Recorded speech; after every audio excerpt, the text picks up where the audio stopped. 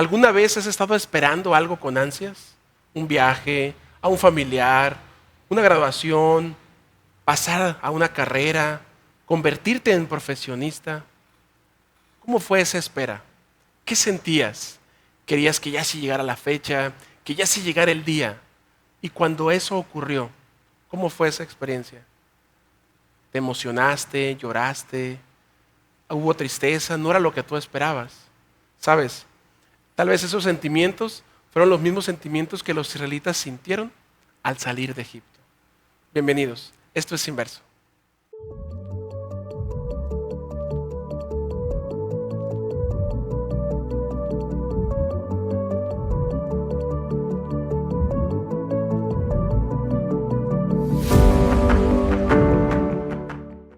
Muy bien, bienvenidos nuevamente a un episodio más de Inverso. Estamos ahora con José y Paola. Bienvenidos, José. ¿Cómo están, Paola? Hola a ¿Todo bien? todos, los que nos ven también. Hola, Qué hola bueno a todos. que pudieron acompañarnos. Gracias por aceptar esta invitación y poder estar aquí con nosotros. ¿Cómo se sienten? Un poco nerviosos. Es parte de... Hay nerviosismo. La primera Es vez parte. así pasa. Ya ahorita se van los nervios. Ok. Que empecemos a platicar. Muy bien, ¿qué les parece si antes de iniciar con la lección hacemos una oración? Ok. Paola, ¿nos diriges? Muy bien, vamos a orar. Padre nuestro que estás en el cielo, santificado sea tu nombre, Señor. Te pedimos en esta ocasión que tú nos acompañes, que tú nos permitas decir lo que quieres que esas personas escuchen, Señor, y que podamos irnos con este mensaje en nuestros corazones. En nombre de Cristo Jesús. Amén. Amén. Saben, me gustó mucho la lección de esta semana. Creo que nos deja lecciones muy importantes. Ujú. Y viene pues la pregunta de cómo nos introduce, ¿no? Piensa en un acontecimiento importante, en algo emocionante que pues tú esperabas con mucha ilusión. ¿Cómo fue pues cómo ocurrió finalmente, ¿no? Que cumplió tus expectativas, no cumplió las expectativas. ¿Les han pasado algo de esto alguna vez? Pues yo creo que lo más cercano que podría decir es a lo mejor cuando estaba esperando saber si me habían aceptado en la universidad. Pues son muchas personas las que aplican, el nerviosismo, no tenía otras opciones, entonces el esperar, y una vez que supe que fui aceptada, pues también me emocionaba el ya entrar a la universidad, conocer otras personas, porque era mi primera vez en un lugar nuevo. Entonces, pues yo creo que eso fue, además me tomé un año sabático, entonces fueron 2 años que yo esperé hace cuenta para entrar a la universidad. Ujú. Oh, wow, qué bonito. Interesante, qué bueno. José. Sí, yo creo también va del mismo lado, ¿no? De la universidad. Pero ya al salir, ¿no? Pues ya me tomaba a mí como que, pues mucha, digamos, emoción, pero también un poco de miedo cuando ya vas a terminar la carrera. Entonces es como que ahora qué voy a hacer. Y pues no fue tanto el golpe, yo creo, de la realidad, porque ya estaba en una empresa, ¿no? Como tal, haciendo prácticas y así. Entonces fue más llevadero.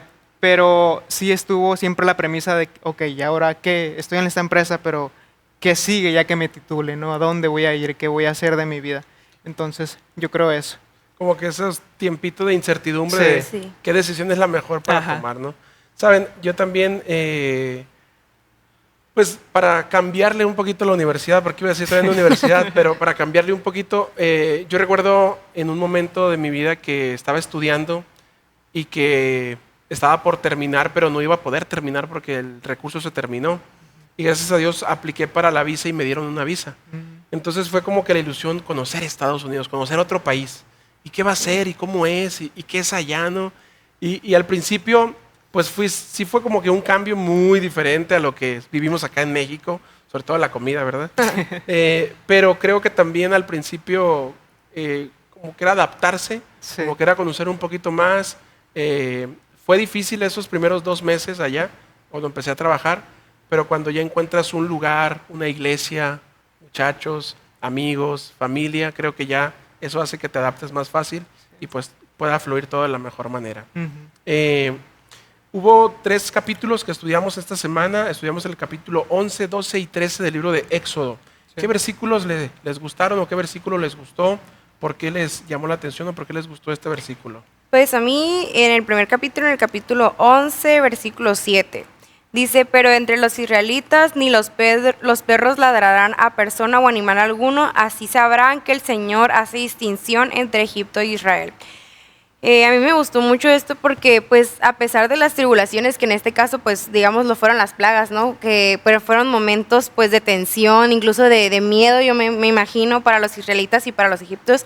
Dios siempre mantuvo firme eso de que están pasando estas pruebas, estas cosas, pues, malas a lo mejor, pero yo recuerdo que todo esto es para liberar a mi pueblo. O sea, yo soy consciente de que tengo un pueblo escogido aquí en medio de todo esto y voy a cuidar y voy a proteger pues, de cualquier cosa que podría pasar. Así es, qué bonito. José. Sí, el mío es un poquito más adelante, en Éxodo 12:24. Dice así: recuerden que estas instrucciones son una ley perpetua que ustedes y sus descendientes deberán obedecer para siempre. Y más adelante dice: entonces sus hijos se preguntarán, ¿y por qué tenemos que recordarlo? Entonces, para mí, yo creo es muy importante porque aquí se estaba pactando ya algo que iban a recordar en generación, y cuán importante era ese sacrificio que en ese momento era un cordero y que más adelante iba a ser Cristo Jesús. Así es, qué bonito. Saben, a mí me gustó, yo me fui a lo último, a mí me gustó el 13:21, Okay. donde dice, 21 y 22, donde dice, y Jehová iba delante de ellos de día en una columna de una nube para guiarlos por el camino, y de noche una columna de fuego para alumbrarlos, a fin de que anduviesen de día y de noche. Nunca se apartó delante del pueblo la columna de nube de día, ni de noche la columna de fuego. Entonces esto me dice a mí lo que Dios puede hacer por su pueblo. Estar ahí siempre. Porque me quiero imaginar esa nube, yo no, me quiero imaginar ese fuego, o sea, que tú puedas ver la nube ahí y no decir, oye, ahí, qué casualidad, una nube ahí, no está apagando el sol. No, o sea, oye, ahí está Dios. Aquí viene Dios con nosotros. Impresionante, ¿no? Y luego en la noche, o sea, el fuego, la columna de fuego, porque tanto en el día, pues el sol, ¿no? El calor. Que cuando estamos en el sol y que está, ay, qué padre, Señor, gracias, la nubecita, se siente rico, ¿no? Y en la noche, cuando hay frío, pues la fogata, el fuego, ¿no? Lo caliente, se siente también padre, ¿no? Entonces, qué bonito es haber sido esa experiencia, ¿no? Y cómo eso a nosotros hoy, ¿no? No está la nube, no está el fuego. Pero aunque no esté la nube y el fuego, creo que en momentos difíciles podemos sentir que Dios está allí. Así es. Podemos sentir su presencia, ¿no? Entonces, vamos a pasar con las preguntas, chicos, de esta semana. Viene la primera, dice, ¿qué crees que pensaba y sentían los israelitas en su última noche en el desierto? Qué interesante esta pregunta, porque no era una noche cualquiera. No. Era una noche solemne, era una noche importante. Entonces, ¿qué se imaginan ustedes que pensaban? Pues yo me imagino que había demasiadas emociones, tanto como usted dice, solemne, porque estaban llevando un proceso, el hecho de sacrificar un cordero, de cenar todos juntos, el tipo de comida que estaban comiendo, y sobre todo pues la promesa. En el primer día, en la introducción de hecho de la lección, dice que los israelitas llevaban muchísimo tiempo y que algunos hasta ya no esperaban eso, ya era algo como que un sueño que ya no va a pasar, porque pues ya tenían demasiado tiempo esperando. Entonces creo que el decir de repente, wow, o sea, quienes nunca perdieron la esperanza, emoción grande por decir, porque valió la pena el haber estado esperando este momento. Y quienes no, creo que también se unieron a todas esas personas. Fue algo que, un cambio de decir, bueno, ya no lo esperaba, pero ahora sí lo espero, qué emoción, lo veo cerca, eso que yo pensaba que nunca iba a pasar. Y yo me imagino que esa noche incluso, pues me atrevo a decir que la mayoría no durmió, ¿no? Como cualquiera que está esperando un viaje, un campamento, no duermes por la emoción de estar esperando. Sí. Mañana ya no voy a estar aquí, mañana dónde voy a estar, voy a agarrar mis cosas, no sé dónde voy a dormir mañana, porque pues era la realidad, no sabían a lo mejor exactamente qué es lo que iban a esperar en ese viaje que se iban a adentrar. Sí, qué interesante. Gracias, Paula. José. Sí, yo creo que también dentro de toda esa emoción, pues había temor, ¿no? De muchos, yo creo, y esperar también, pues iba a haber muerte de por medio. Entonces, yo creo también surgía ahí el temor en los corazones, pero también, o sea, qué poderosa la fe que debieron demostrar en ese momento, porque o sea, van a morir los primogénitos, pero yo confío en el Señor y estoy haciendo lo que Él me dice. Entonces también dentro del miedo hubo confianza. Exacto, ¿no? Y eso era lo que yo quería rescatar un poquito, ¿no? Creo que dentro de la incertidumbre, del miedo, de todo lo que ya mencionaron, preparativos. porque no fue algo que les dijeron de hoy para mañana, van a hacer esto. No.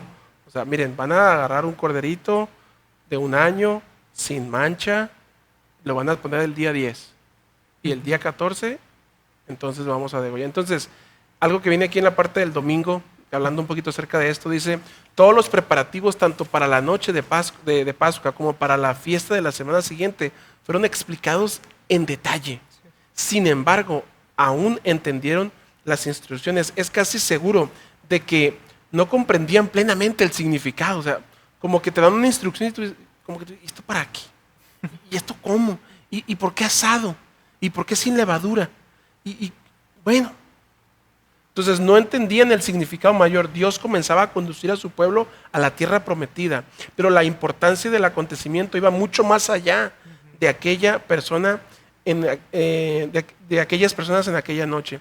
Dios estaba estableciendo una celebración anual que recordaría a los israelitas su liberación de la esclavitud y les enseñaría el plan definitivo de Dios para su salvación eterna y su liberación del pecado. Entonces, qué bonito ha de haber sido para ellos darse cuenta de que todas esas oraciones, de que todos esos súplicas, Señor, ¿cuándo? Señor, ¿hasta cuándo vamos a estar aquí? Señor, ya sácanos de aquí. Habían tenido un final, ¿no? Había llegado ese día, como decía Paola, no, ese día de que, ¿y mañana qué voy a hacer? ¿Y dónde voy a dormir mañana? ¿Y qué voy a comer? Ay, qué padre, ya me voy de aquí. Entonces, creo que dentro de lo feliz y contento que había, también estaba, oye, pues tengo que hacer esto y hay que ponerle la sangre y en el marco y hay que orar y hay que consagrarse porque viene el ángel, ¿no? Qué interesante. Ayúdame si quieres con la siguiente pregunta, José, por favor. ¿En qué crees? Es la parte del viernes. Ok. ¿En qué crees que se parece? ¿Cuál, la parte del viernes, si quieres. Vete a la parte del viernes aquí en la lección. La última parte. Ah, ok. Es la tercera. Aquí, la que sigue. Allí. Ok. Dice, ¿en qué crees que se parece la destrucción que tuvo lugar durante la 10ª plaga con los acontecimientos destructivos anteriores, como el diluvio o la destrucción de Sodoma y Gomorra? Entonces, estamos hablando de la 10ª plaga, ¿no? Que fue digamos, la peor. Es muy triste lo que pasó. Y algo que decía, creo, la lección en su introducción también, es como gente que no tiene un contexto, que no tiene una lectura como tal de las escrituras, que solamente agarra versículos sin fundamento y sin contexto y dice, Dios es un Dios malo. Sí. Dios es un Dios que está matando a mucha gente, a los primogénitos. Entonces, recordemos algo, y creo que lo vimos en las lecciones anteriores, ¿no? Dios no está luchando contra Egipto. No.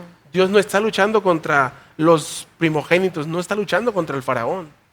Está luchando contra los dioses de los egipcios. Y Egipto tenía muchísimos dioses. Y una lección, creo que ahí platicamos un poquito acerca de los dioses. Entonces, acuérdense que cuando llegó Moisés al faraón, dijo, ¿quién es Jehová? ¿Quién es tu Dios? ¿Quién es Yahvé?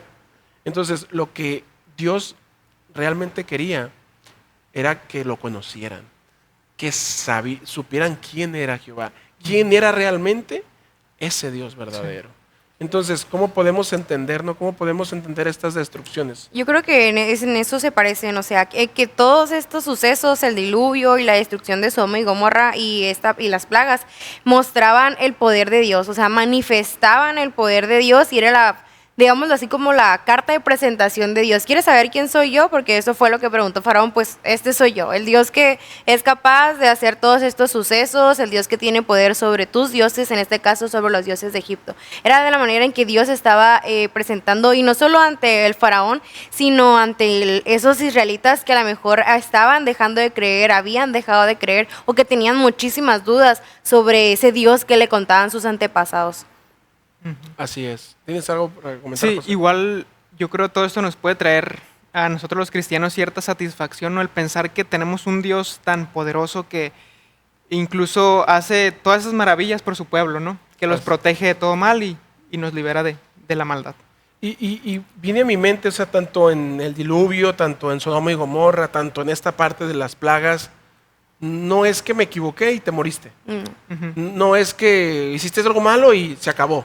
No, o sea, fueron advertencias. Hubo mucho tiempo de gracia. Hubo mucho tiempo de, hey, vuelve a Dios. Hey, entiende lo que está pasando aquí. Sí. Comprende que estás mal. Comprende que si el ir a la izquierda, no, o sea, es ir a la derecha tomado de la mano de Dios. Entonces, creo que debemos de entender ese contexto que decíamos. No solamente leer 2, 3 versículos y decir Dios mató a los primogénitos. No, o sea, venía un contexto de anterior, antes, ¿no? De primera plaga, segunda plaga, deja libre mi pueblo, deja libre mi pueblo. No, mi corazón se endurece, dice el faraón, y quiero que mi corazón se endurezca, y no, Sí. y no, y no. Entonces, al fin y al cabo, lo que siembro voy a cosechar, ¿no? Y también en la parte del domingo, no, en la parte del lunes, viene un poquito acerca de esto, ¿no? Dice, en última instancia, Dios quería enseñar a toda la raza humana que la rebelión contra Él conduce a la La muerte. muerte, sí. O sea, si yo me rebelo contra mi creador, Ujú. Voy a ¿qué me va a morir. pasar? Me voy a morir. O sea, así de simple. Sí. Esta realidad, y aquí lo dice la lección, ¿no? Esta realidad es difícil de aceptar y es a veces difícil de explicarle a las personas. O sea, como un Dios de amor, como un Dios paciente, como un Dios misericordioso, como un Dios de gracia, pues pasó lo que pasó con los primogénitos. O sea, Ujú. ¿cómo es que permite eso? Sí. Bueno, volvemos a lo mismo. Yo quiero que me vaya bien. Yo quiero formar mi familia, tengo mis sueños, mis planes. Ah, pero voy a una fiesta y empiezo a beber, a tomar alcohol. Ah, pero no quiero que me pase nada. No quiero chocar, no quiero hacer nada, no. Ah, pero no me controlo. Y obviamente que el alcohol Va a tener sus efectos. pues, va a tener sus efectos en mi cuerpo, ¿no? ¿Y qué vas? Voy y me estrello. Oye, ¿por qué Dios permitió que me estrellara si yo no quería hacer eso? Es igual, esta parte es igual. Entonces, Dios no quiere la muerte para el ser humano, pero si el ser humano sí quiere eso, pues eso va a tener. Ujú. Dios no puede, Dios nos crea libres para que yo tome esas decisiones y de eso pudimos hablar un poquito más anteriormente, ¿no? Y ya termino con esto, ¿no? Dice, nuestra desobediencia es la razón por la que Dios tuvo que enviar a su propio Hijo para morir por nosotros. Antes que la humanidad pudiera ver plenamente la degradación a la que conduce la rebelión, es consecuencia. La cruz también reveló hasta dónde llegaría el amor de Dios para rescatarnos. Qué bonito esa parte, ¿no? Así como Dios, pues en la rebelión contra Dios conduce a una muerte, pero el seguir a Dios, el seguir sus caminos, conduce a una vida, a una salvación, ¿verdad? Vamos a pasar con la siguiente pregunta. Pablo, ayúdame, por favor. Dice, ¿en qué se diferencia la ira de Dios de la nuestra? Y bueno, yo creo que, para empezar, Dios es un ser sobre todo pues de amor y abunda en misericordia, ¿no? Y muchas veces nosotros al airarnos, al enojarnos, vemos únicamente el daño que se nos ha hecho. No pensamos muchas veces en las otras personas, en cómo se sintieron, sino en mí. A mí me hicieron daño, a mí me cometieron esa falta y por eso merezco justicia, por eso me quiero vengar, porque me estás perjudicando a mí.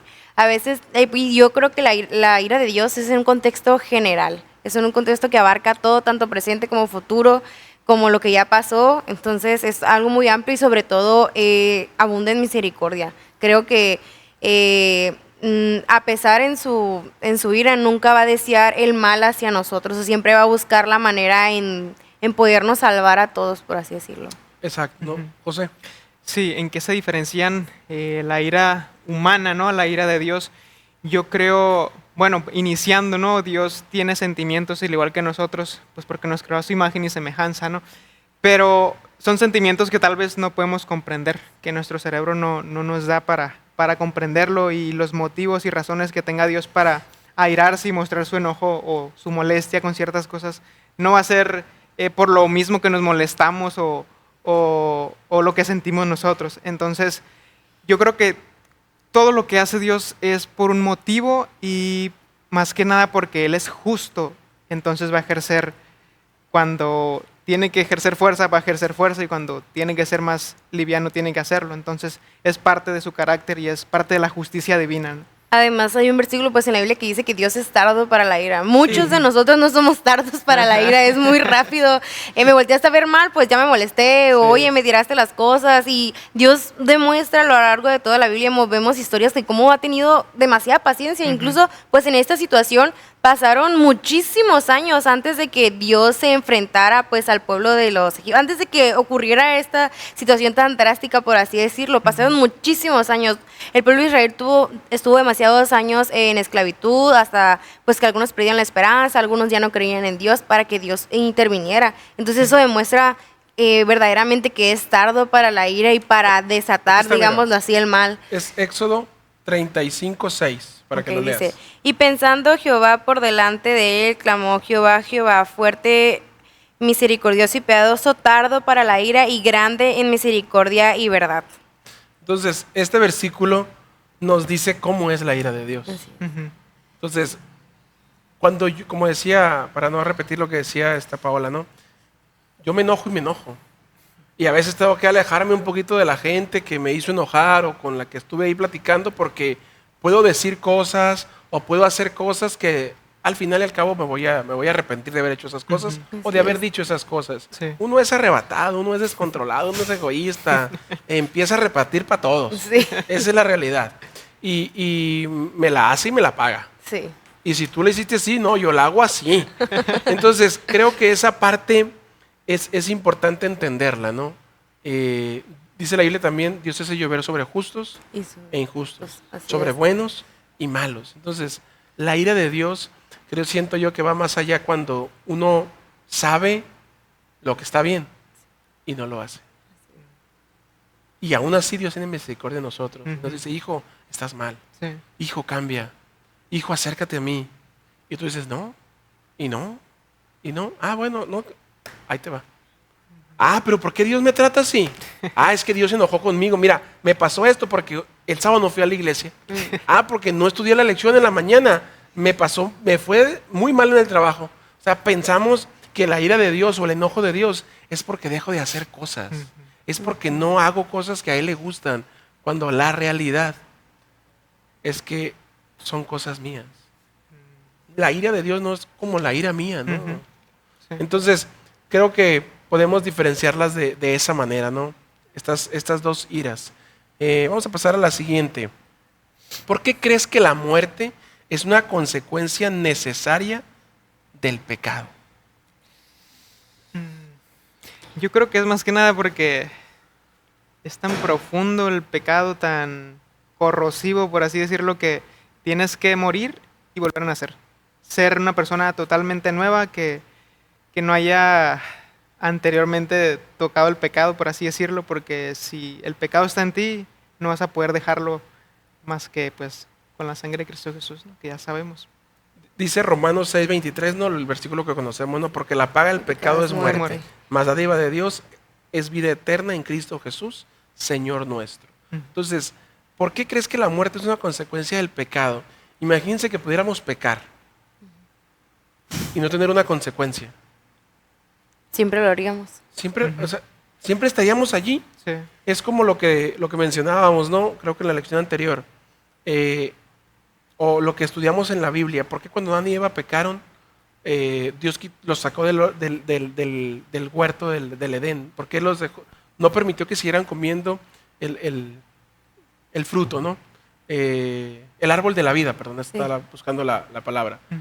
Porque ustedes saben que ese árbol, pues nos hace vida eterna, nos da la vida eterna, comiendo el fruto de ese árbol. Imagínate vivir eternamente en pecado. Entonces, viene a mi mente, toda decisión, toda reacción va a tener una consecuencia. Sí. Entonces, es como si decimos, ¿por qué? Voy a conjugarlo, a lo mejor va a estar medio raro el ejemplo que voy a poner, ¿verdad? ¿Por qué la muerte es una consecuencia necesaria del pecado? ¿Por qué comer nos engorda? Pues no debería tampoco, pues, imagina.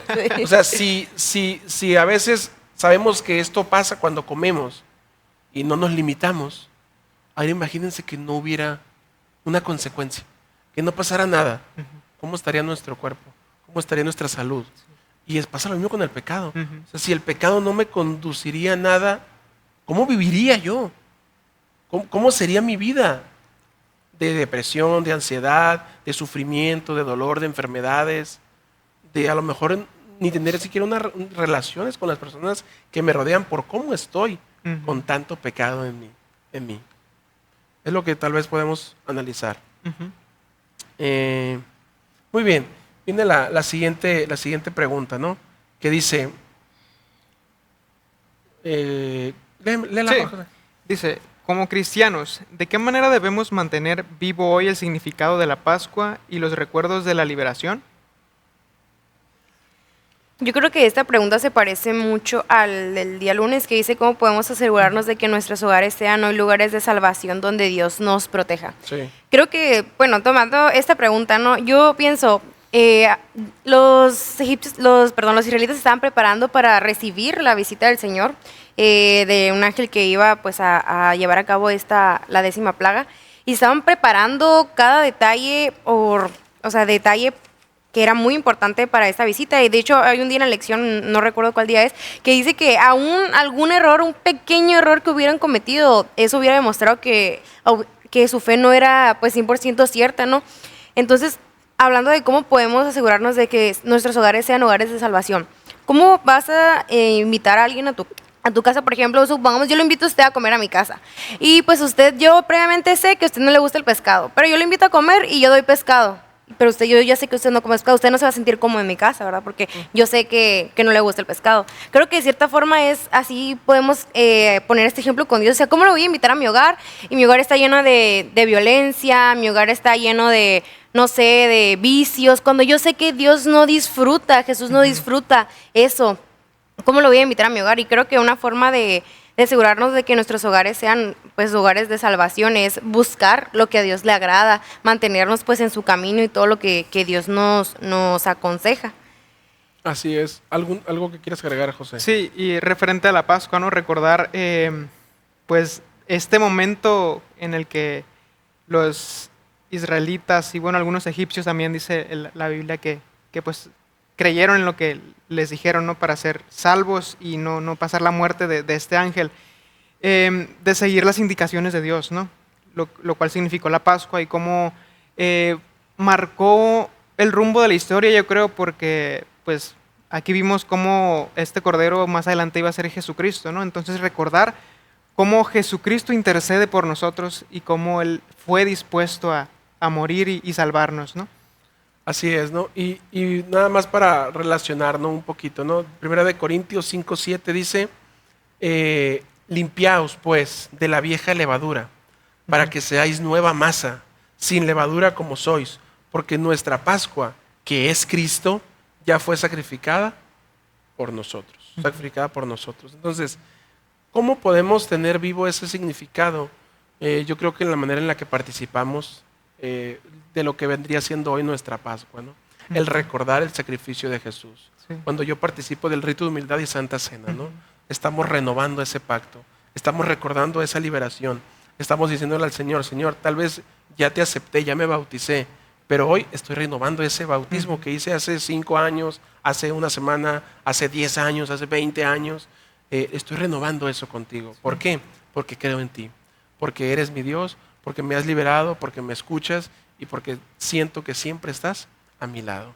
Entonces creo que en la manera en la que participamos de estos ritos en nuestra iglesia, y recordemos que para participar como persona, como familia, como iglesia nos preparamos, porque si a lo mejor en algún momento alguien ha ofendido, o porque si a lo mejor alguien me ha ofendido, o necesito arreglar algo con una persona, bueno, tengo tiempo, como ellos lo tuvieron, para prepararme, para que cuando llegue esa fecha indicada o llegue ese rito indicado, yo esté listo y esté no nada más listo para participar, sino en mi corazón, con mi familia, estemos listos para poder participar de la mejor manera y poder renovar ese pacto con Dios. Y creo que también, bueno, dice, formas de mantener vivo, ¿no? Lo que es salvación. Las historias se han mantenido porque las personas han hablado de ellos y se han ido generación entre generación. Entonces, el hablar de esto, el compartirlo, también es una forma de mantener vivo, pues, estos recuerdos, como menciona la pregunta de lo que Dios hizo y hace todavía por su pueblo. Así es, no creo que esa parte, el recordar esto, nos trasladamos a ese momento. Así como nos trasladamos a la cruz, también nos trasladamos a ese corderito, ¿no? Cuando la primera vez que se sacrificó un corderito, en Egipto, después de muchos años de estar esclavos, bueno, empieza esa liberación, se dan cuenta con sangre, Sí. Sí. con la sangre de un corderito. Bueno, vamos a pasar a la siguiente pregunta. Paula, ayúdame por favor. Dice, ¿de qué forma la resistencia del faraón hizo aún más increíble la liberación de Egipto? Esta parte me pone como que en dos balanzas, ¿no? Ujú. Porque algo que veníamos estudiando de las lecciones anteriores es el faraón, el corazón del faraón se endureció o Dios endureció ese corazón. Dios no nos puede obligar a tomar decisiones. Ujú. Él solito fue endureciendo su corazón. Y ustedes se han dado cuenta, cuando la palabra de Dios entra. Y cuando una persona no quiere que entre, hay muchas barreras. Ujú, sí. Y no entra, y no entra, y no entra, y jamás entra. Ujú. ¿Por qué? Porque su corazón está endurecido. Y por más veces que Dios le ha hablado, no se ha podido. Y es como, yo lo veo como la parte de los metales o del oro, ¿no? Cuando lo calientas, ¿no? Ujú. Eso se derrite. Pero si no lo haces rápido, ¿qué va a pasar? Se endurece. Se endurece y no sirvió de nada calentarlo. Ujú. Bueno, pues es así. Entonces, yo esta parte la veo como el faraón, tantas cosas que vivió, Sí. tantas cosas que pasó, las plagas, todo. Y ahora la muerte de su hijo, devastado, su primogénito, triste, desconsolado. Y me pongo a pensar en lo que veníamos diciendo al inicio, ¿no? De esa última noche, cómo lo ha sentido. Entonces, incluso no esperaron que fuera la mañana. Ya váyanse. O sea, ya no los quiero ver. Ya no te quiero volver a ver, ya váyanse de aquí. No los quiero ver. Entonces, se van. Y como que ese endurecimiento vuelve a entrar en él. Así O sea, es. como que la pérdida de su hijo lo conmovió. Ujú. Y le dijo, váyanse. Pero ya que entró otra vez, oigan, pero esto está destruido, ¿qué va a pasar? No, hay que ir por ellos otra vez. Ujú. Entonces, creo que lamentablemente el faraón, todo lo que sembró, al Se final lo cosechó. cosechó. Sí. Así es. ¿Quién es Jehová? ¿Quién es ese Dios? Bueno, este es Jehová. Ujú. El que no aceptaste, el que no permitiste que entrara en tu corazón, el que no permitiste que te transformara, el que no permitiste que a la primera dejar libre a tu pueblo y no tuvieras tenido ningún problema. Ujú. Listo, nadie se muere, no hay plagas, no hay nada. Ujú. Pero como lo encaraste y dijiste, ¿quién es? Bueno, aquí está Jehová. Este es Jehová. Y lamentablemente murió en el mar. Ujú. Entonces, esa resistencia, muchachos, ¿cómo la trasladamos a hoy? ¿Cómo entender lo que vivió el faraón en nuestros días? ¿Dónde yo resisto? ¿Dónde yo no doy mi brazo? Ahora sí que tengo mi brazo torcido y no lo doy, no, sigo con mi brazo ahí. Yo lo veo en el control.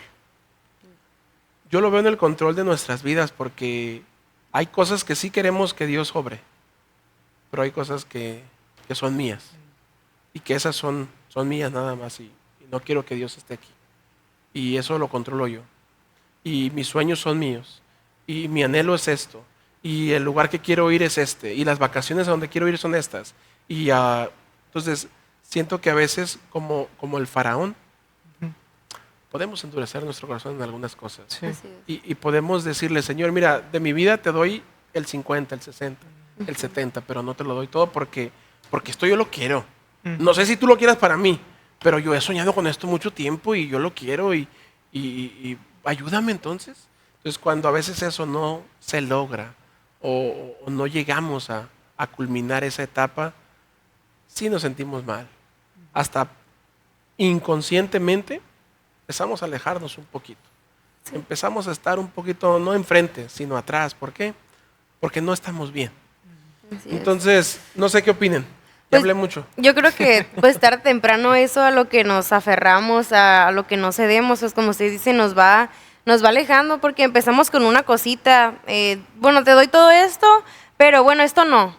Y seguimos y sabemos que está mal y Dios se manifiesta a través de, no sé, de señales, porque sabemos que estamos haciendo mal muchas veces y decimos, no pasa nada, yo lo puedo controlar, Señor, yo te puedo servir aquí, pero déjame esto.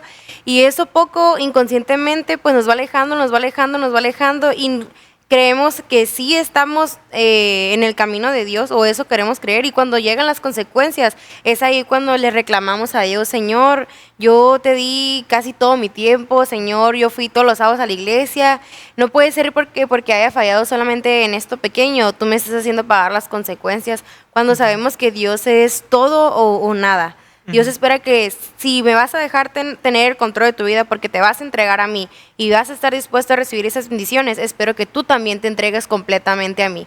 Creo que eso es lo que Dios espera de cada uno de nosotros, porque pienso que el exigir únicamente las bendiciones de Dios es como querer que te paguen sin ir a trabajar. Así de sencillo. O sea, ok, me contratas y me das seguro, me pagas quincenal, me das mi prima vacacional, pero no voy a ir a trabajar, ¿sale? O voy a ir cuando se me antoje nada más. A veces sí queremos nosotros tener esa relación con Dios. Señor, tú dame todas las bendiciones, cuídame todos los días que salga de mi casa, pero pues no siempre voy a la iglesia, no todos los días voy a estudiar, a lo mejor tomo una que otra cosa. Y Dios no es así. Dios está dispuesto a colmarnos de bendiciones si nosotros estamos dispuestos a colmarnos de su presencia. Y creo que es lo que Él espera de todos nosotros. Y en el caso de que, pues, todo lo contrario, que Faraón endurece su corazón, pues, como usted dice, recibió sus consecuencias, ¿no? Creo que Dios estaba dispuesto a incluso bendecir al pueblo de egipcios si ellos liberaban a su pueblo, de la mejor manera, pero pues al final de cuentas Faraón no permitió. Estoy segura que si Dios hubiera podido evitar que fallecieran esas vidas, que se dañaran esos hogares, que se dañaran esos cultivos, lo hubiera hecho. Hubiera ido por el camino de la compasión y de la misericordia antes de llegar a todo eso, pero pues sabemos que es consecuencia de las acciones de Faraón. Así es. Y no fue una advertencia, fueron varias. Sí. Entonces, su corazón seguía endurecido, ¿no? Muy bien, vamos a pasar a la última pregunta. ¿Puedes pensar en otras historias en la Biblia o en tu propia vida en las que odian a Dios, ayudan sin querer a su causa? O sea, que la persona odia a Dios. No quiero nada con Dios, pero recibí un llamado, una transformación, y aquí está la bendición después, ¿no? Odian a Dios, pero sin querer, pues vuelven a su causa y son de bendición. No sé si tienen algún ejemplo que estuvieron ahí en la semana. A ver. Bueno, hay un ejemplo muy marcado en esta historia, ¿no? De cómo llegaron a Egipto los israelitas. Ah, sí, por medio de los hermanos de José. De José, sí. Entonces, ¿cómo a veces Dios es experto, y es algo que a veces se nos olvida, en lo malo que pueda pasarme en mi vida, lo transforma en bendición? O sea, había un cierto celo con José y sus hermanos. Su papá pues amaba más a José, lo evidenciaba, su túnica de colores, y eso creó un conflicto en esta familia. Creó una mala relación con sus hermanos. Entonces, ¿qué dijeron? Pues unos dijeron hay que matarlo, otros dijeron no hay que manchar nuestras manos, hay que venderlo. Entonces, ¿cómo esta parte dio un giro en toda la historia, ¿no? ¿Por qué?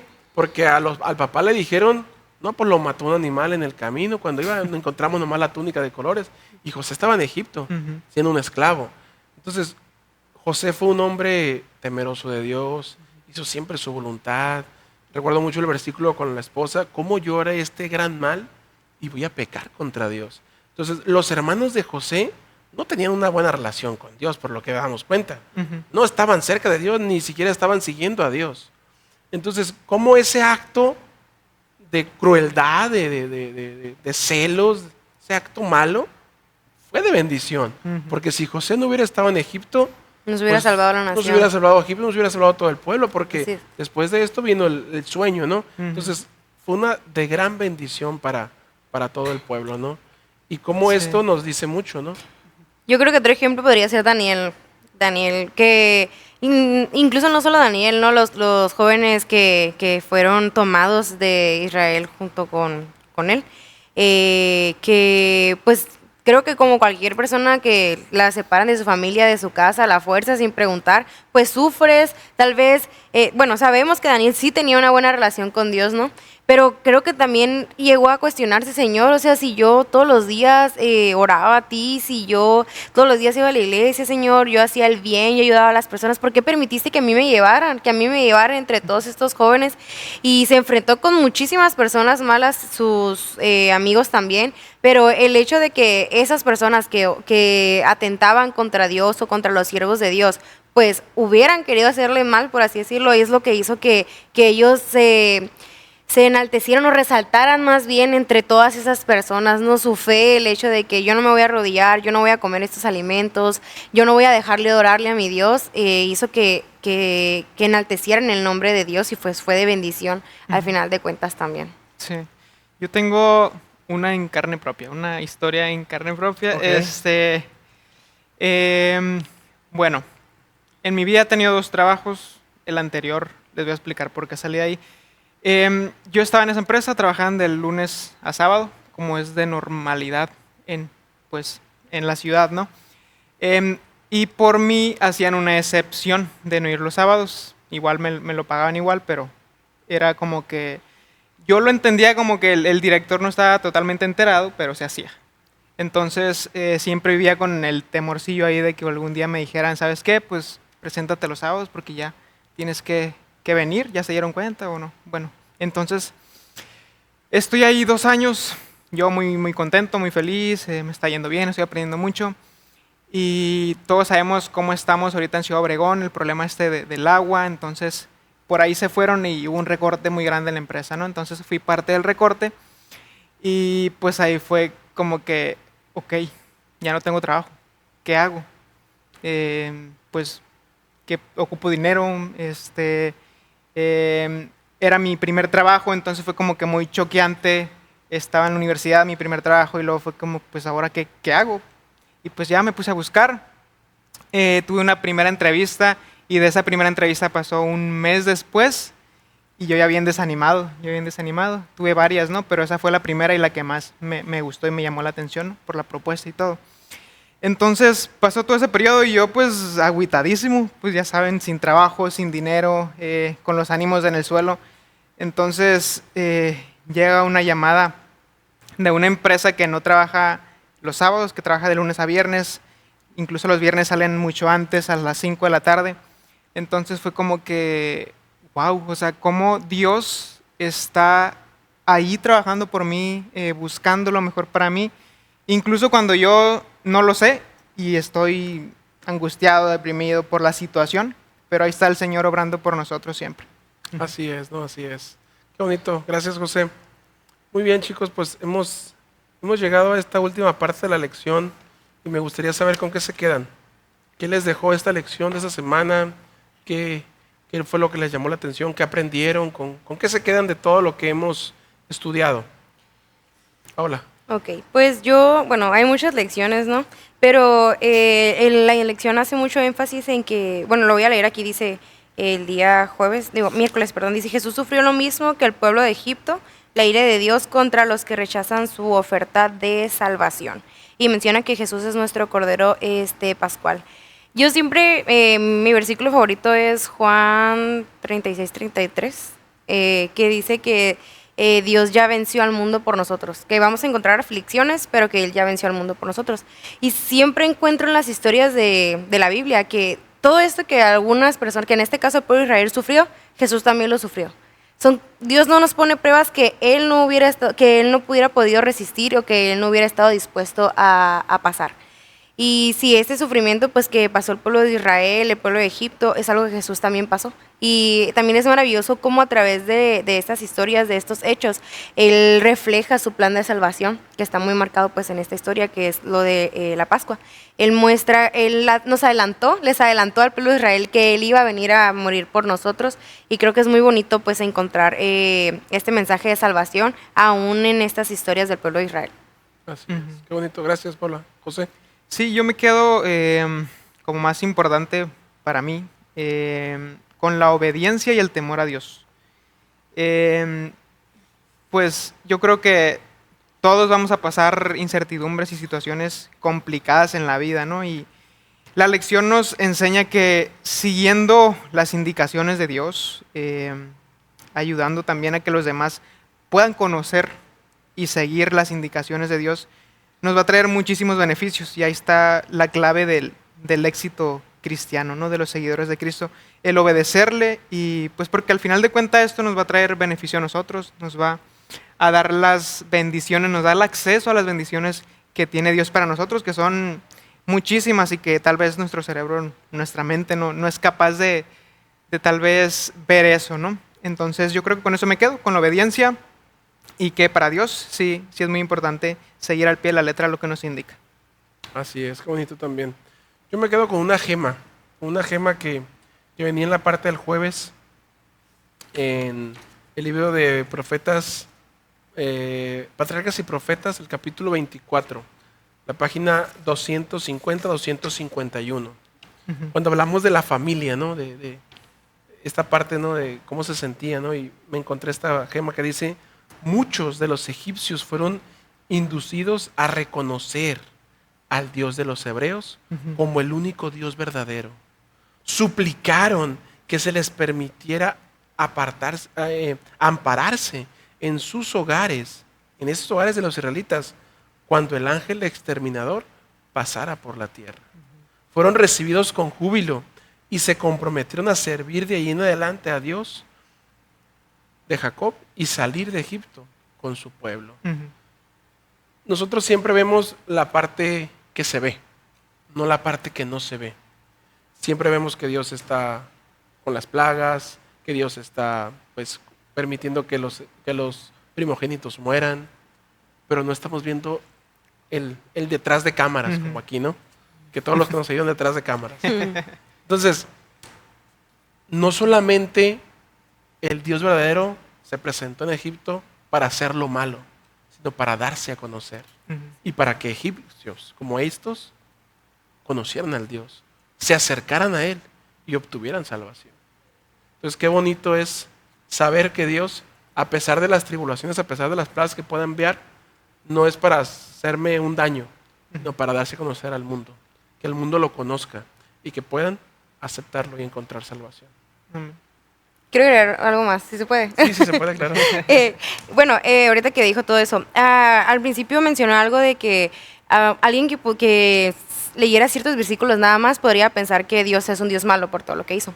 Pero dentro de esta historia de las plagas encontramos que aunque sé que hubo personas que pudieron haber pensado Dios no existe porque permite que seamos esclavos, porque permitió que murieran nuestros hijos, porque recordemos que Faraón había dado una orden de asesinar a los hijos de Israel. Y es ahí donde vemos el que Dios a veces el silencio de Dios a veces es una espera. Y creo que así fue la respuesta de las oraciones a los siervos del pueblo de Israel que pedían a Dios por salvación, por respuesta, por liberación. Tardó muchísimos años, pero al final llegó y pudieron ver que ese Dios al que tanto clamaron pudo vengar por ellos toda esa maldad, esa crueldad que ellos pasaron en Egipto con todas estas obras pues de la liberación de Egipto. Y creo que es algo que podemos llevarnos también de esa lección, que no importa el tiempo que tengamos que esperar, pero si confiamos en Dios vamos a tener una respuesta de Él. Amén. Así es, así es. Estaba aquí buscando, creo que fueron 430 años Así es. la esclavitud.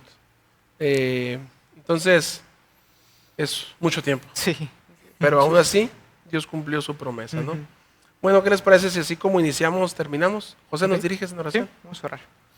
Amante Padre Celestial, Señor, te agradecemos esta tarde porque pudimos estudiar tu palabra, pudimos abrir nuestras Biblias, Señor, y encontrarte una vez más. Te agradecemos porque a pesar de las tribulaciones, de las cosas que nos pasen y las que están por pasar, tú estás ahí obrando por nosotros, Señor, y lo único que nos pides es obediencia y espera.